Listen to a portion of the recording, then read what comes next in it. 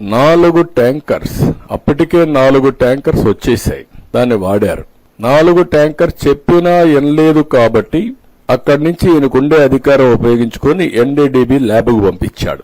NDDB ల్యాబ్కు పంపిస్తే అది 16/7/2024, 23/7/2024 reports back వచ్చాయి.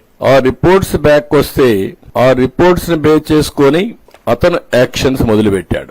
ఆ రిపోర్ట్స్ మీకు అందరికి ఇచ్చాం. ఇది ఎన్డీడీబీ ఇచ్చిన రిపోర్ట్, నేను ఇచ్చిన రిపోర్ట్ కాదు, మా గవర్నమెంట్ తయారు చేసిన రిపోర్ట్ కాదు. ఇది నాణ్యత లేదనేది ప్రసాదం టేస్ట్ చేసిన ప్రతి ఒక్కరూ చెప్పగలుగుతారు. ఎందుకు నాణ్యత లేదు అనేది ఇంతవరకు ఎవరు ఎస్టాబ్లిష్ చేయని ఫ్యాక్టర్. ఈఓ కూడా చెప్పాడు, మీరు మార్చుకోండి అని చెప్పాడు. ఎవరైతే ఈ కంపెనీ ఉందో వినకపోతే అది నబార్డ్ ల్యాబ్ పంపించారు NABL అక్రిడిషన్ కోసం. వీళ్ళ దగ్గర అది కూడా లేదు. దానికి కూడా 75 లక్షలే అవుతుంది.